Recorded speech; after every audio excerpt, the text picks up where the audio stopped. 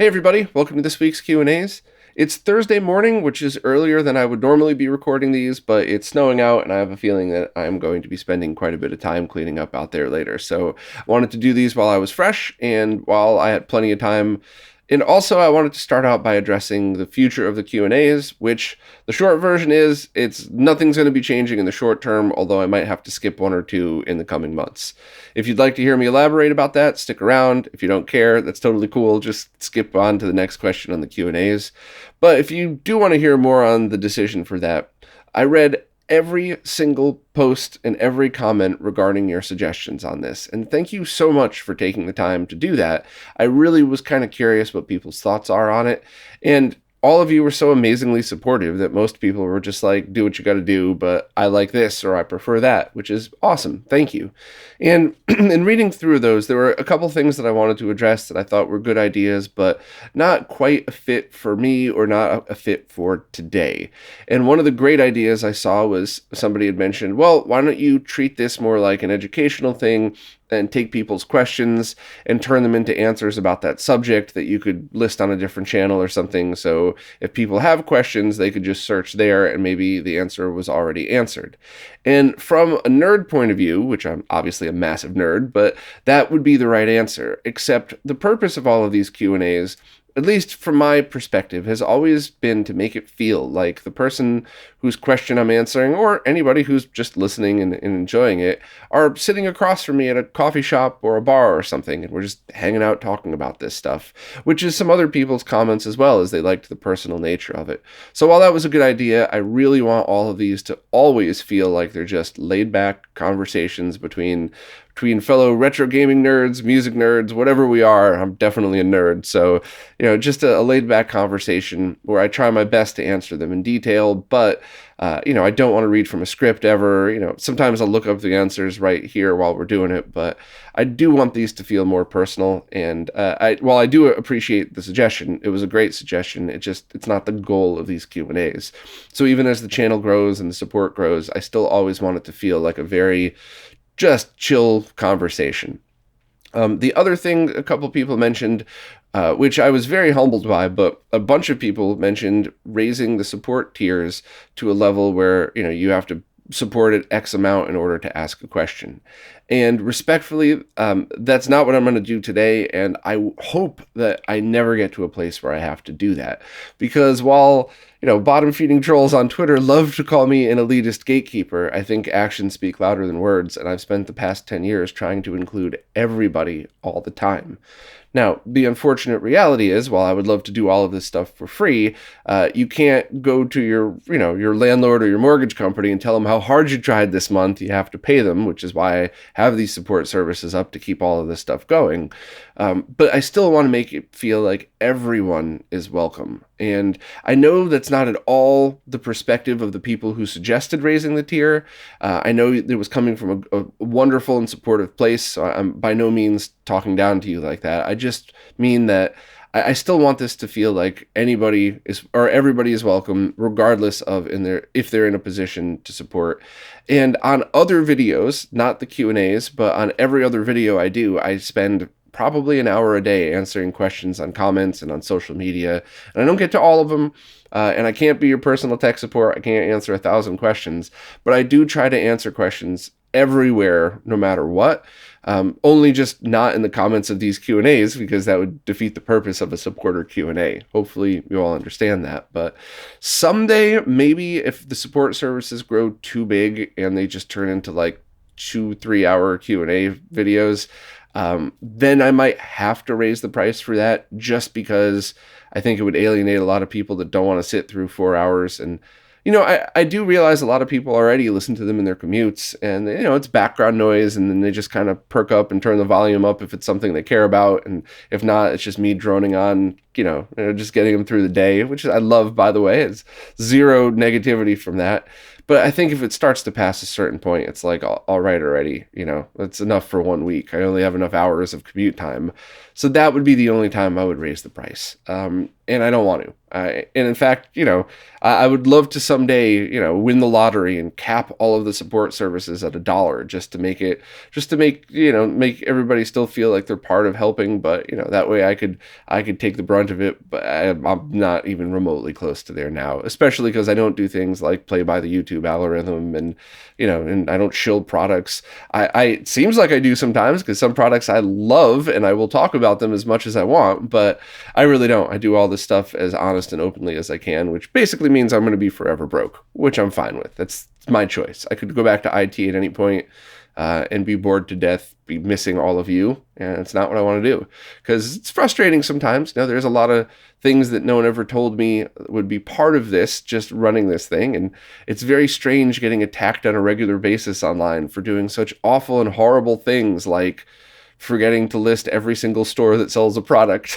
But if that's the negativity I got to eat in order to be around all of the positive energy and the positive people in the scene, that's a small price to pay. And I'd much rather be doing this than just doing the stuff that I used to do. Not insulting IT people. It's just, it's everybody's different, right? I know so many people that love more than anything being in that server room surrounded by computers, always cold, having the fans cranked up, just zoning in. And, I love that too. But, I think I'm more of an extrovert where I want to be around all of you, even virtually like this. So I guess I kind of rambled on at that last part on why I'm still doing this. But I just want to always be open and honest. And sometimes I say too much, which, hey, you know what? I'd rather say too much than come across like a liar. But I'll stop rambling, at least for this one, and let's jump into the questions we have. But once again, thank you all so much.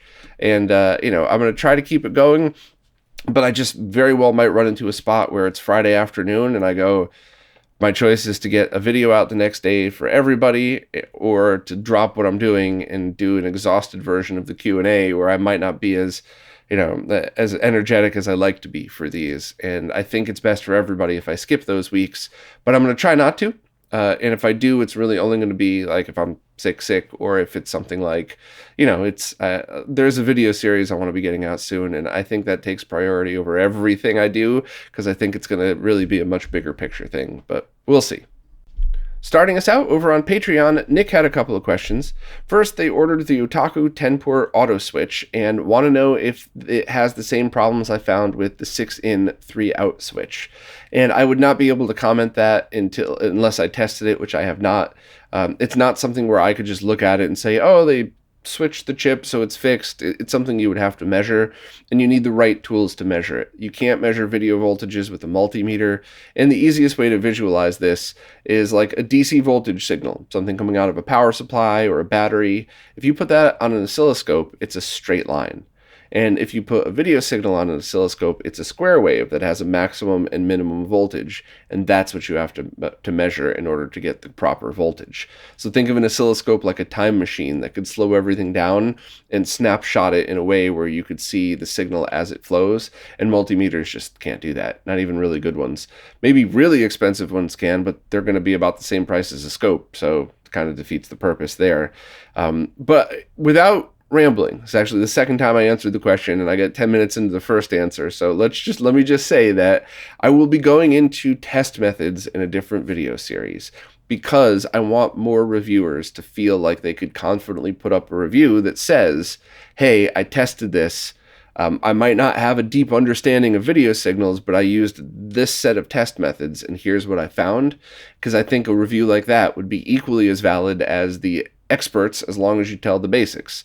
It appears to be in these situations there's no voltage issue. Here's how I tested. So I'm going to leave it at that because I'm going to go into deep explanation in a couple of weeks when I start to get these videos out. But I'm going to try to help people change this whole how we review stuff in retro gaming to make it easier for everybody.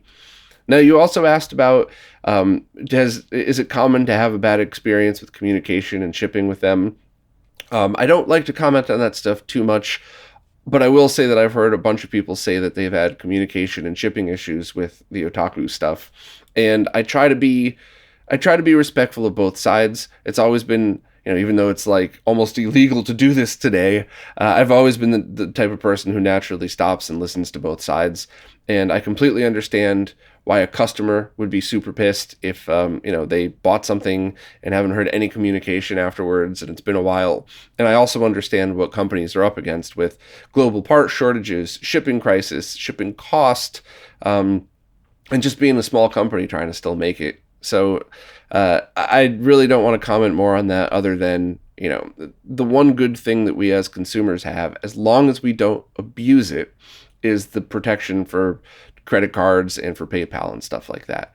And I want to make sure to just put it out there that do not abuse that, because not only could you hurt businesses, but if people start to abuse it, they're just going to turn that feature off globally. So the only other comment I'll have is if you are at a point where you bought something 2 months and 3 weeks ago, and the period that your credit card or company or whatever else has is 3 months before you could cancel that charge, I would absolutely email the company and say, I don't want to do this. I don't want to be the type of person that does a chargeback. But if you haven't communicated at all and I'm about to lose my money, it's not about being respectful to your company. It's about I'm not losing my money to get nothing. So I'm going to cancel my payment if I don't hear from you. I don't think that's too harsh. Once again, as long as you don't abuse it. Wait till it's approaching the end of the time that you're able to do that. Don't do it 3 weeks after you placed your order. But there is that protection in place for us. So, I'm dead in the middle on this because I've been somebody that ran a small business or worked for a small company where you had to be the people distributing these things. And I've also been a customer that didn't get the thing that they paid for. So I see both sides. And I think as long as we as customers just exercise as much patience as possible until it becomes keep our money or not, or lose our money, I think that's a fair way to approach it. And it sucks for the companies, but if it's been 3 months without communication, it's their fault, or whatever the time period is for your return thing. Lastly, they have a Japanese Dreamcast, and they've been looking into power supplies that would work in the EU. However, they can't find solid info. So there's a couple of things that you could do. You could open up your Dreamcast and you could read it and you could see what the voltages are rated for. And some internal power supplies will say 100 to 240 volts. And I'm not specifically talking about Dreamcast. I'm talking worldwide on all products. Some will say that, so you could just use it everywhere. And others will say 115 to 120 volts or 100 to 120, and some say nothing. And if it says nothing, assume it just can't do it. Way safer to do that. And if that's the case, that is the perfect time for a Pico PSU. Check the different stores that sell them. I believe I linked to ones, I'm forgetting the store. I think it was it was the Yon store. I'm so sorry. I forgot that there's so many stores with similar names. I don't mean to be disrespectful, but I'll try to find the link. But there's 2 parts. You have to buy, or there's 3 parts. You have to buy the well-built Dream PSU or whatever it is that's used. I believe Christoph's open source design is sold by a lot of these stores.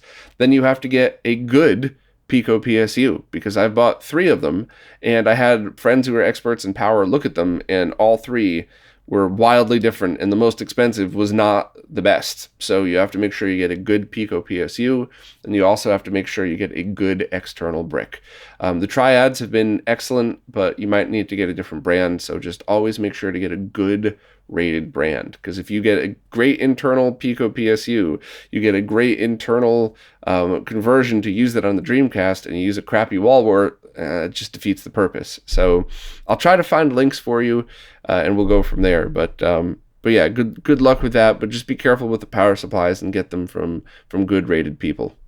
Finney wanted to chime in on the discussion from last week about, do you ever need to replace those little surface mount capacitors? And I said, in your cap replacement, it's not something you would need to worry about unless it's something that's been identified by the community as a problematic one, like the one in the ghosting cap for Super Nintendo or the jailbreak cap on PC Engine and TurboGrafx. And Finney wanted to provide an anecdote that also should be paid attention to. They did have to replace surface mount caps on their first Model 1 Genesis because they were cracked. Surface mount ceramics are particularly vulnerable to cracking under stress when the PCB is flexed, and the earlier revision Model 1 has some placed in particularly vulnerable positions. Excellent point. I should have said that. Always do a visual inspection of your board. And especially in the context of, well, I'm going to do a capacitor replacement to keep this board running as long as possible. Make sure it's well lit. Some people use magnifying glasses or those magnifying stations. Some people take pictures and zoom in because that might be easier and free if you already have a somewhat decent cell phone. So yes, visual inspection to make sure there's no cracked or broken parts.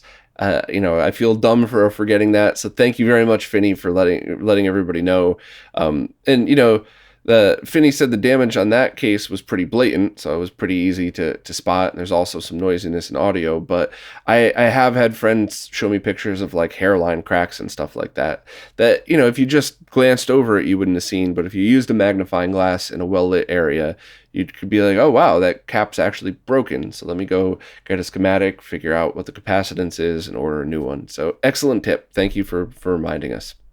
Malamute just wanted to chime in and say, yes, you could totally mod a PS2 Slim to have an external storage solution. A bunch of people also commented across YouTube and other platforms and reached out to remind me as well. I'm always glad I'm cautious. I thought I remembered it that way, but I would rather remind everybody to double check rather than have somebody waste their money on buying one. And they specifically use one that has an external SD card reader. It's limited to 128 gig cards, but they've had success with it. So that's great. That's an awesome solution. The thing I was talking about last week, I don't know when that's coming out, but it might be this week or it might be next week, but it's something I'm very excited about, and I will include a PS2 demo in there as well. So I'll just leave it at that. Couple of things from Yeppo. First, it seems Patreon deleted their question and they tried again to repost it.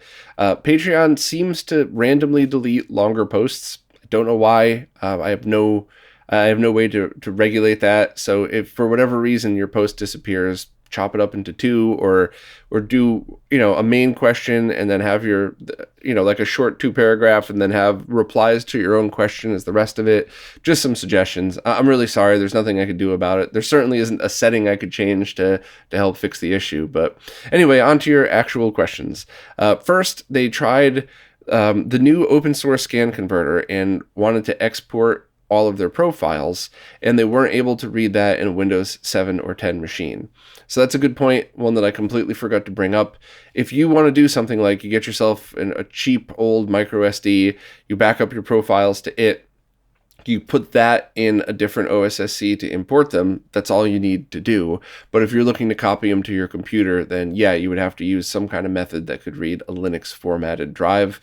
My preference these days have either been virtual machines or dual booting, but usually I just put it right into a VM on my Unraid server. I have the USB 3 port. I have a separate card that's passed through, so I could just put it in my card reader, and that's how I do it.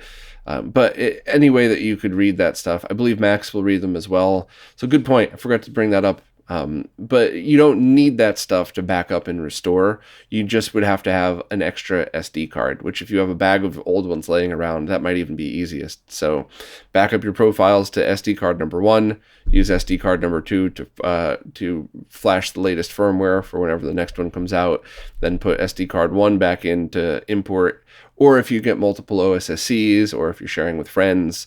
But yeah, you were right about that, and I should have addressed it and shown some kind of demo. Next, they used this opportunity to try optimal settings on their NES and failed. Using the checkerboard pattern, if they switch from generic 4x3 to optimal 256x240, they get concentric curved patterns originating on both lower corners of the screen.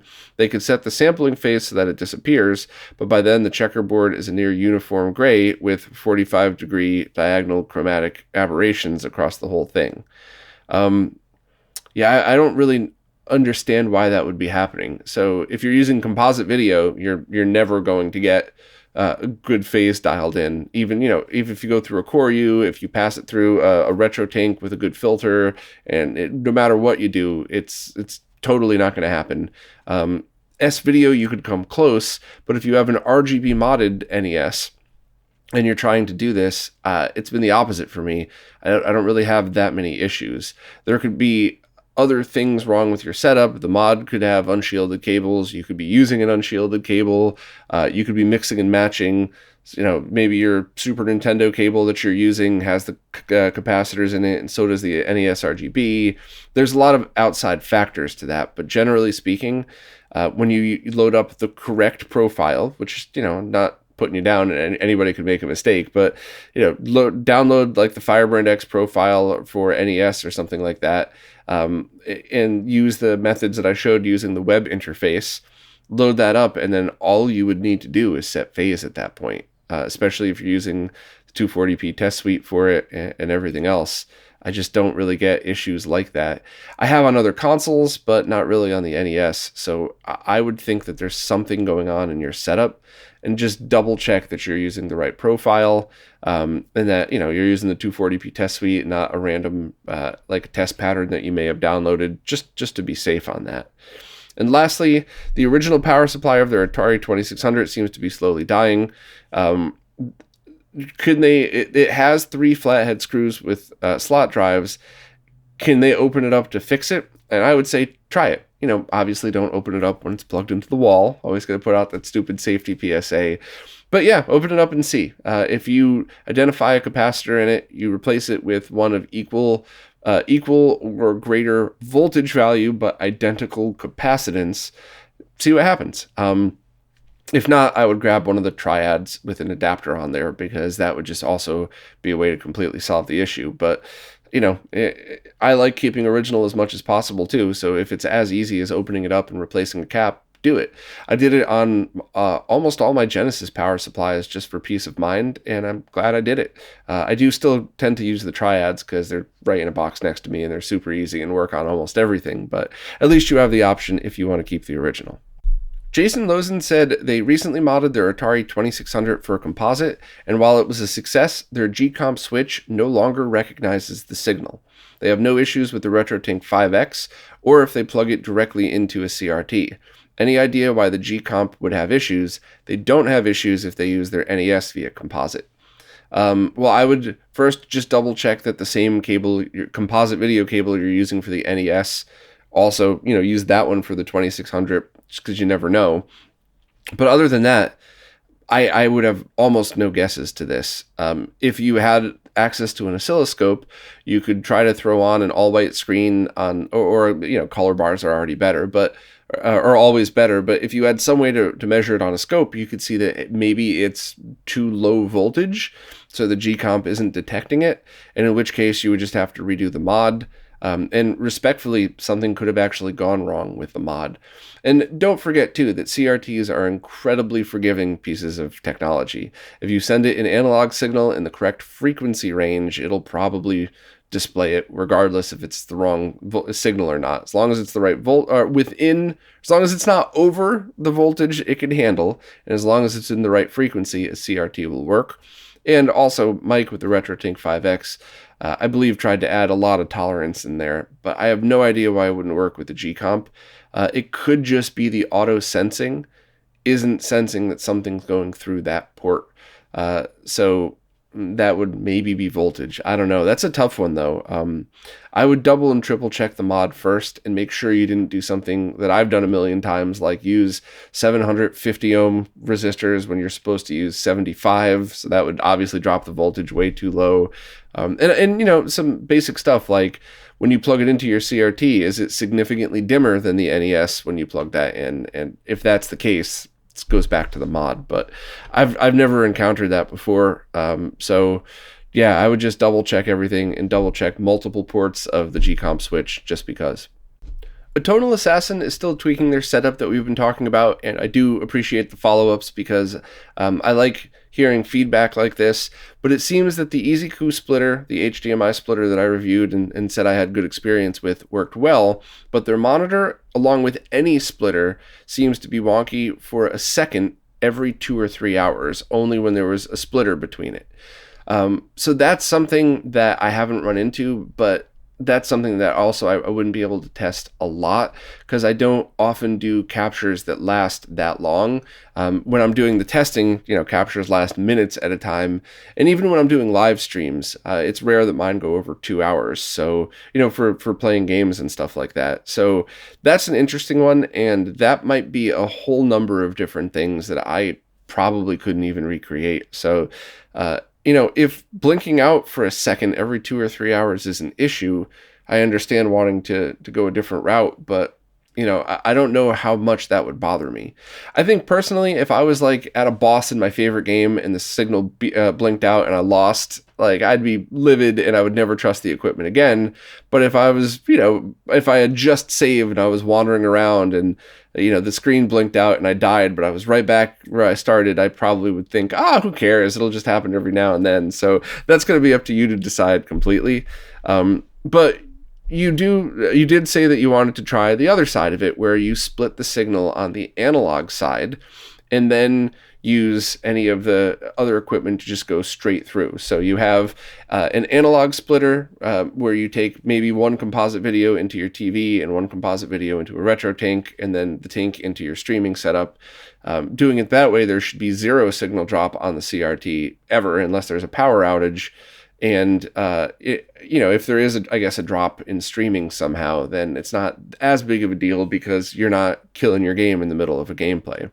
So they went out and wanted to make sure they did not use a Y cable or Y type circuit for composite video, and they ended up getting a Radio Shack 1 input 4 output AV component video distribution amp. That is a perfectly good solution. You may run into situations where it lowers the quality of the video a little bit, but I think in the context of what you're trying to do, that is an excellent thing to have. It's probably super cheap. And someday, if you'd like, grab a gcomp switch with that's built for gaming and you won't get signal degradation. But if you want, these cheap solutions can work just as well. They might just require more devices in your chain or just a little bit more tweaking and setup. But you did exactly the right thing. You picked up a distribution amp. I believe you said you got the component video one, but all you have to do is I would just put composite video into the green port, and that should be just as good, and it should be able to handle audio as well. And it could possibly even be an amplified audio signal, so you don't get any audio drops when splitting it between two different output solutions. So glad to hear that it's working for you, and I do appreciate chiming in on the setup because I was kind of curious how that was going. But it seems like you have a pretty solid solution now, and at least if there's any HDMI dropouts moving forward, it's your monitor or it's your capture card, not any of the splitters. Alex S. was interested in purchasing an HDMI switch and went through that thread on Shmups in order to figure out which one might be good for them. And they found an Sgeyr, Sgeyr 4K 60 5x1 HDMI switch.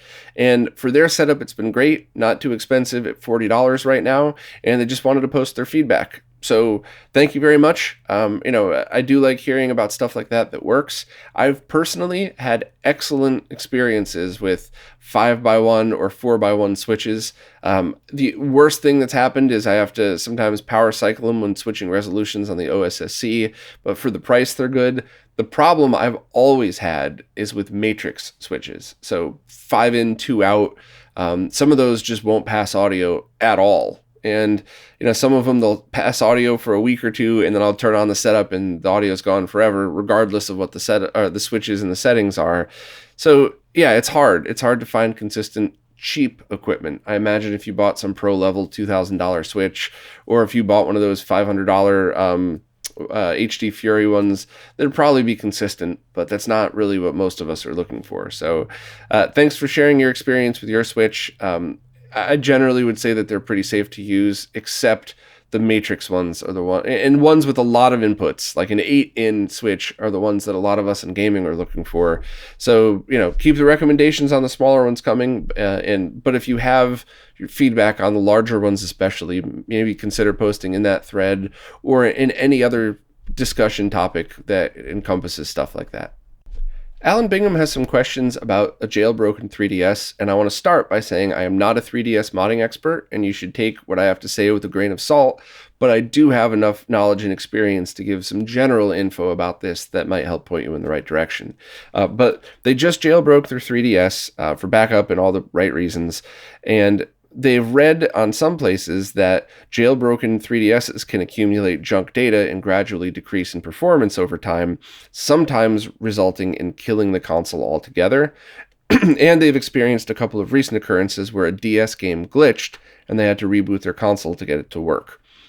So, a few things on that. I absolutely have in the past used jailbroken handhelds and lost a save or had a game glitch out when I was running it not from the original cartridge in different ways. And I think that's always a risk in any kind of jailbroken environment. And I think that's just something you're going to have to come to terms with. Anybody who jailbreaks their console would have to come to terms with. You're not going to get the same exact reliability and performance. In some cases, it might be better. In some cases, it might be worse, but it's not identical to an original cartridge. And it's just something that you'd have to just come to terms with if you wanted to decide it. As far as accumulating junk data, I can't comment on that at all because I've never really heard of that. But what I can say is a lot of times once people jailbreak their consoles or their handhelds, now they have access to a whole world of things that they didn't before, and they tend to overfill their SD cards. And while I don't know about 3DS specific stuff, I can tell you that a micro SD card that's half full will perform differently than a micro SD card that's 99% full. And it's pretty much the same with all storage media. So that could certainly be it. I have never heard of a jailbroken 3DS dying as a result of the jailbreak. I'm sure bricking it, but that's completely different. I think the context in which you're talking about is you've jailbroken your 3DS and it dies a week later. And while that's totally plausible, my guess is that it would be way more likely that that was a well-worn 3DS that was on its last leg and the jailbreak was coincidental. Now, I opened this by saying, don't take my word here as facts. These are my opinions based on my jailbreaking experience and all the modding and hacking I've done over the years. But I'm not an expert in the 3DS jailbreak scene, so I would definitely double check from reputable sources, and that's always the hardest thing. How do you know somebody's reputable? If they have 100,000 followers, make a really well-spoken video or a really well-written post, why wouldn't they be reputable? But that doesn't mean anything. And, on the flip side too, you have somebody that's never commented on anything before, has a perfectly good explanation, why wouldn't you, their opinion should be valid, but you have nothing else to base it off of. So it's kind of rough. It's one of the hardest things in any information search at all these days, is trying to figure out if your information is good or not. If anybody has any suggestions on where to look, or if anybody has their own experiences, please feel free to post. But just as a general thing, other than bricking your console while jailbreaking it, I don't think I've ever heard of a jailbreak killing a console before, so I wouldn't really worry. The only thing I'll say, if the 3DS is your favorite console and if it's something that's incredibly important to you, that would be the type of thing where maybe you would consider buying a second. And I don't like to tell people to waste money. I'm not trying to say everybody should have double consoles. I'm just saying that in that context, it's not uncommon for somebody to say, I have all of my original cartridges. I have, an original setup, maybe my own personal one from a kid or whatever, where they keep that exactly as it was to have the same experience, and then they buy another one to jailbreak and beat up on and throw in their pocket and on the subway, and that way there's no sentimental value lost, and they have a way to guarantee the original experience if needed. But it's expensive and it's a lot of money, and if you're just if you just want to know basic tips on the 3DS, I certainly wouldn't tell everybody buy two. So figured I'd add my thoughts. Hopefully I pointed you in the right direction, and maybe other people could chime in on this as well. Carlos Moreau wants to know if I have any recommendations for really good and short component cables. They have an unpowered switch and they're planning to go right into a scaler, so they don't need anything longer than about a foot, but even 6 inches would be great if possible. Same for S-Video. They would buy 6 individual 6-inch RCA cables, but only if that's the only option, because for the same price, you could get a whole HD Retrovision cable and have, access to 5 of those. So I don't have any great advice for you, but I will say that I found this cable somewhere years ago. I think this says Monoprice, so it must be from them. I don't know if I bought it on Amazon or if I bought it directly from Monoprice. It's very thick and not very bendy, so often that will pull out of the connectors. So if this is a permanent solution, I would even consider, crimping the ends just a hair. You don't want the death grip, but to keep them in. And, don't spin shorter cables like this. You want to try to make it smooth so they don't pull out. But that's assuming that you found a good one. And the way I tested these was by I was already doing a video analysis of a console. I took a screenshot using good capture equipment, and I zoomed in 1,000%, and I looked at things like the blue sky in Super Mario World, Link's face in A Link to the Past, and then I took the same screenshots with the HD Retrovisions, and I couldn't tell the difference. So I'm not trying to say these are equal to the HD Retrovisions, but I'm saying for my setup for gaming, I could not tell a difference, and there was no audio buzz that was greater or lesser than using the HD Retrovisions. So you could just try to find yourself a well-shielded set of cables. You could also buy a set, cut them open, and double check that they're actually shielded and not just filled with thick foam, but that kind of wastes the cable. So it really depends on your budget and what tools you have. If you have a good capture card and you have stuff like I just said where you could capture this stuff and do an analysis, that's cool. If you are going to cut them open, you could still use them for other stuff. Just cut it in the middle, and now you could just make your own cables for other things in the future if you needed to. Or if they're unshielded, I might even send them back to Amazon and say they lied. These aren't shielded, and I cut them open to double check. They probably won't take your money or give your money back if you cut them open. But yeah, so that's my suggestion is in the case where you have to use a shorter cable, buy something that's listed as shielded, and also pick up a set of HD Retrovisions, because if you're really wiring stuff like this up, you're gonna need more cables at some point. So spending $15 or whatever it is, maybe it's gone up to 20 or something, but spending a reasonable amount of money on good long shielded cables that you could rely on, you're going to use them at some point or another. So so I would get something that's listed as shielded, I would get the HD Retrovisions, and then I would just kind of see what happens from there, do some kind of analysis, and hope for the best. So it's not as easy as me just dropping a link, because I bought these like 6 years ago, so maybe the same link would get you a different cable. But I would suggest picking up the HD Retrovisions anyway, unless you're on a super budget, and then start with one of these, hope for the best, and then eventually test in the future. So hopefully I pointed you in the right direction. Oliver Clare has a PlayStation 1 with a badly scraped case, to the point where it actually looks like the previous owner was drawing prison-style tally marks on the case with a knife. Do I have any tips for dealing with scratches and indentations, and do I know of anyone making reproduction PlayStation 1 cases, as they haven't had any luck finding any? So first of all, thank you for reminding me. Muramasa had an update about their PlayStation 1 shells that will be coming hopefully this year, and I forgot to write it up on the website. I am so far behind on posts and articles. There was not a pre-order, which is why I wasn't in a rush to get it up. You didn't miss anything, but I really should have done a status update, and I feel bad about that. So I'll put a link to their tweet and their thread in this description so you can get the info right now, and I'll try to swing back over to RetroRGB posts to get that up and running as soon as I can. So there, as far as reproduction cases, that's your answer for that.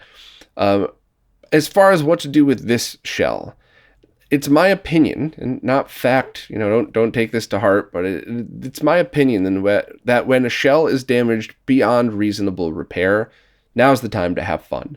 So fill in the scratches with putty, and kind of do it old car Bondo style, where you fill in the scratches. Maybe you kind of cover it a little around it, you sand it down, and now you paint it and you turn it into a work of art.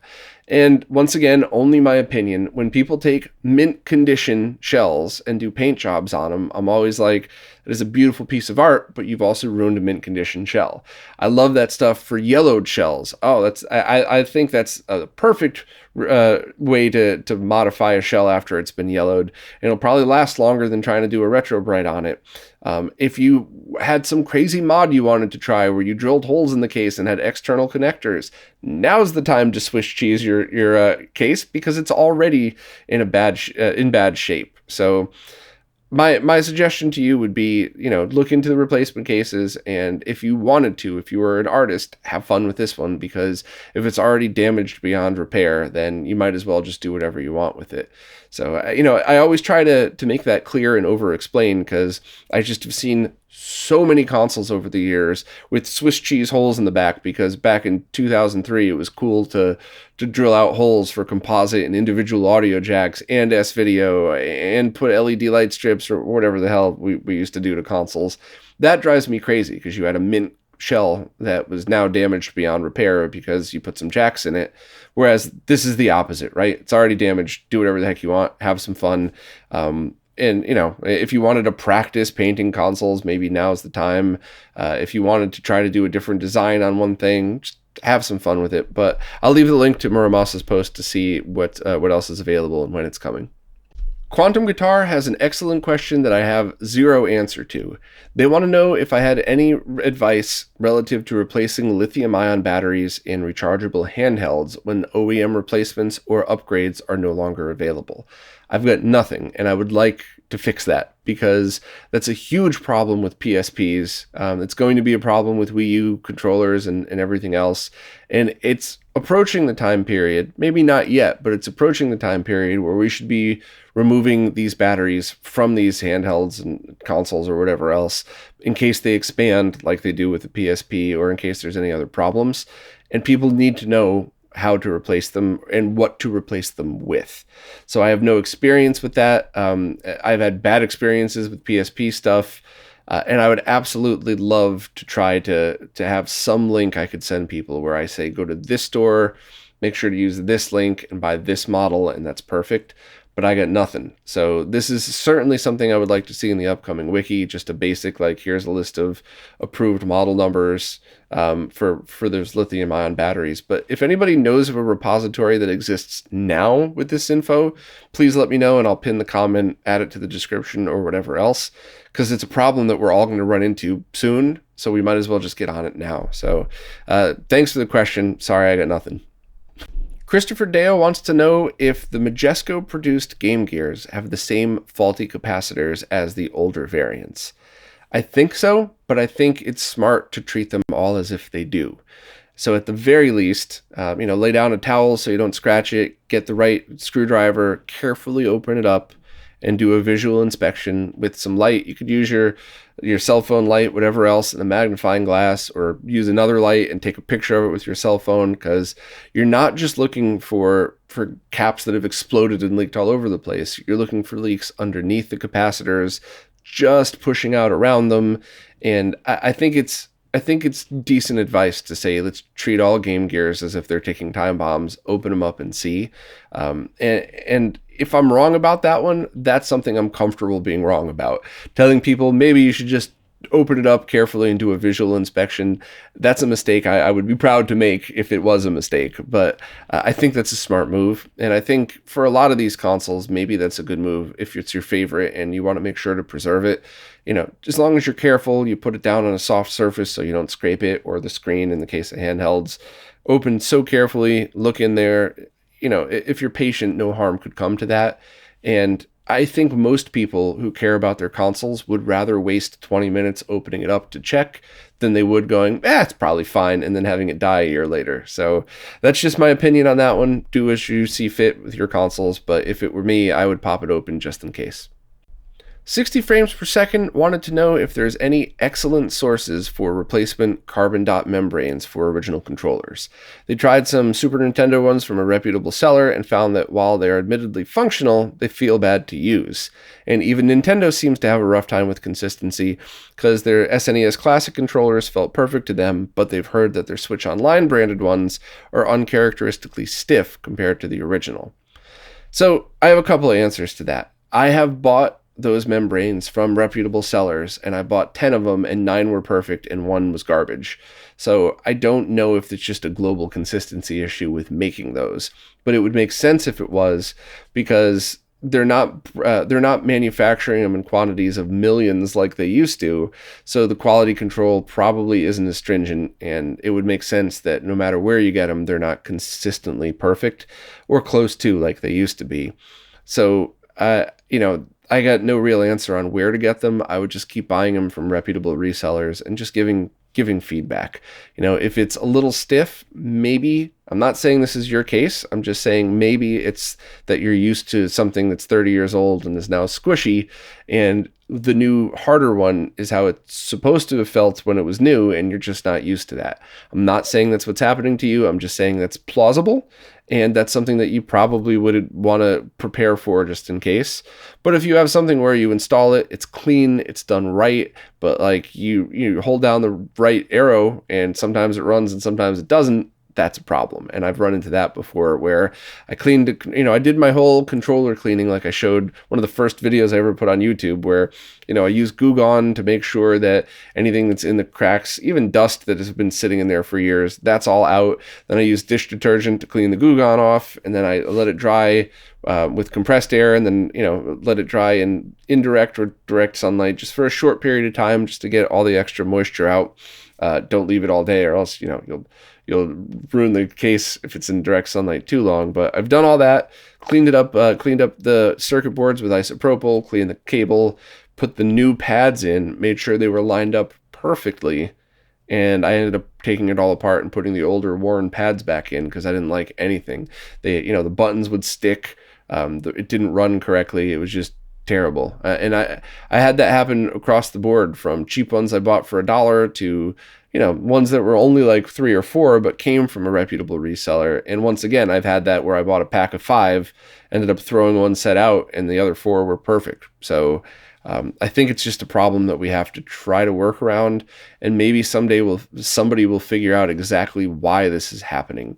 It could very well be that the tolerances that are allowed in manufacturing for both controller shells and these pads are at 4%, and you just happen to have the strong end of each side mixed together and have it not work.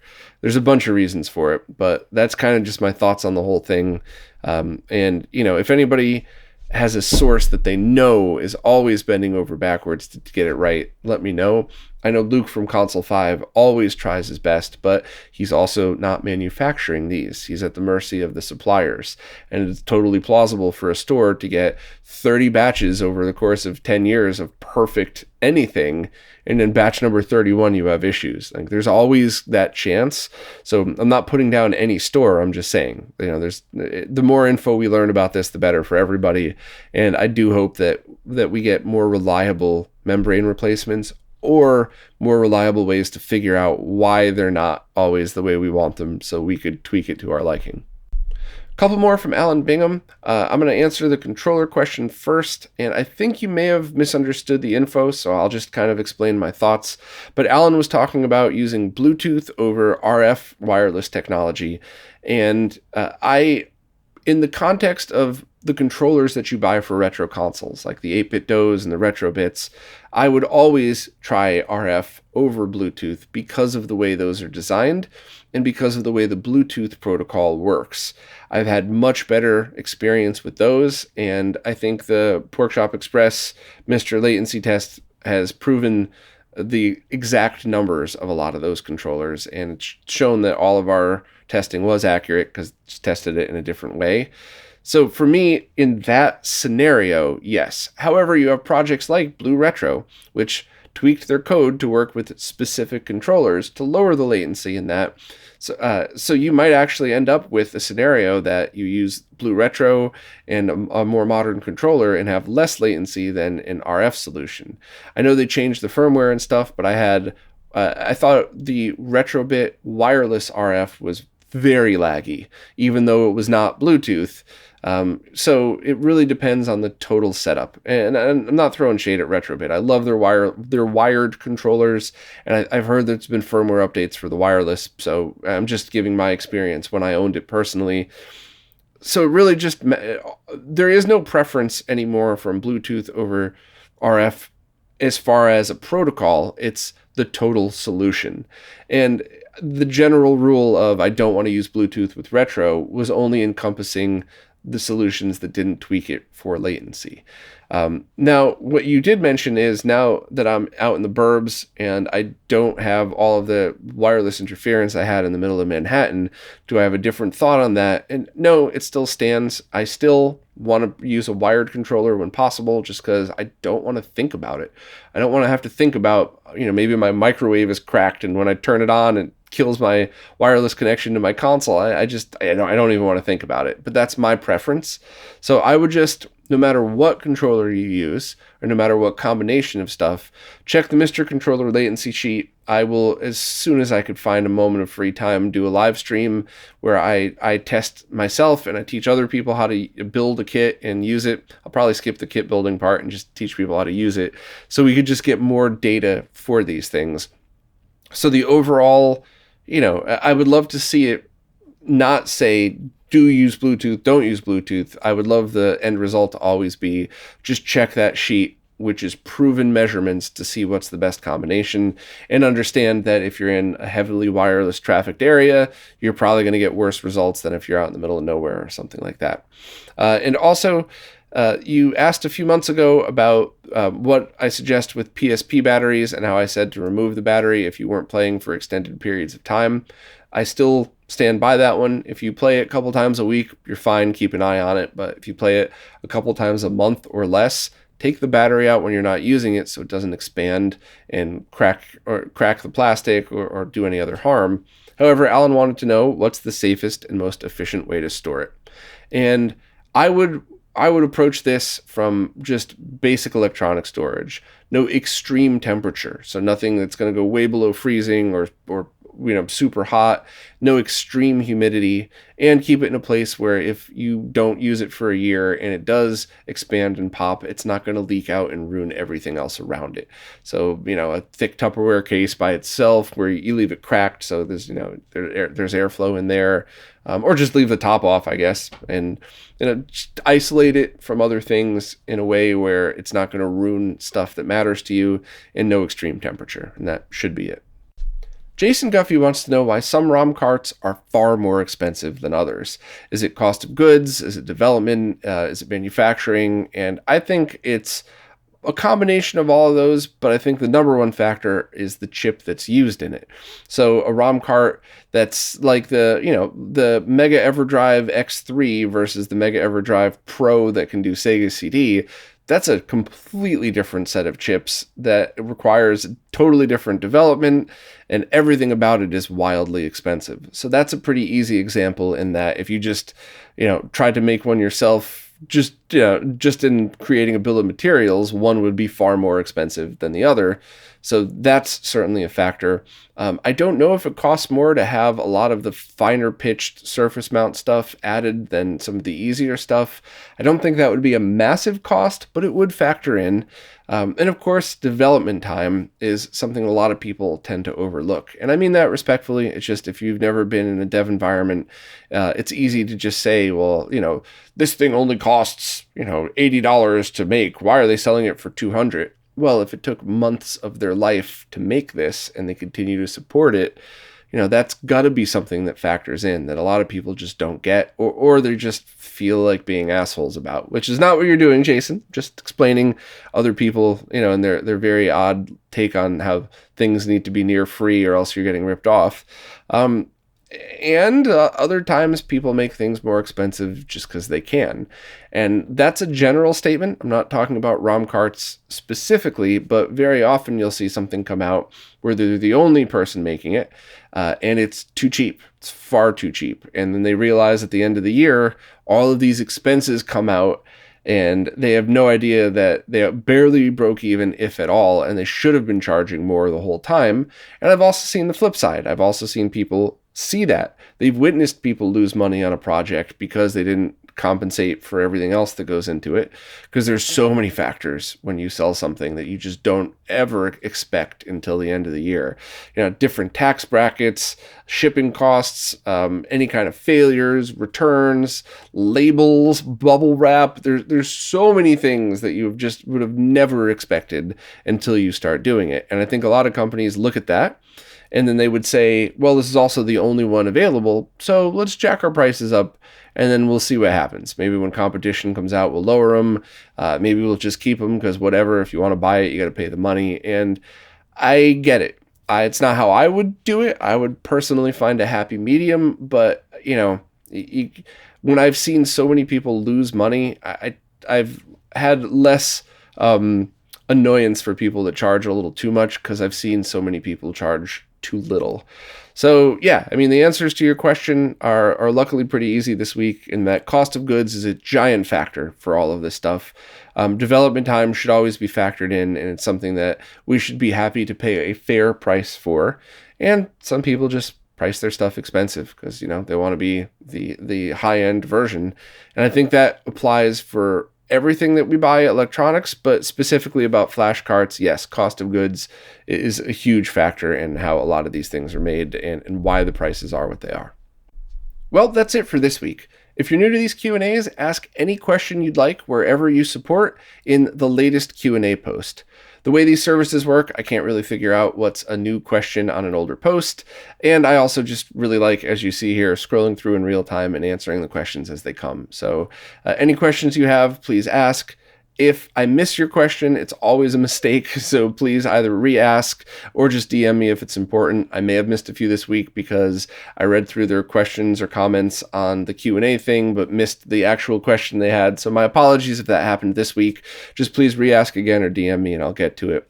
And of course, and especially, thank you so much to everybody who supports in any way possible, including just spreading the word about supporting, because it is all of you who is keeping this alive, and I appreciate it so much. So thanks very much, and I'll see you next week.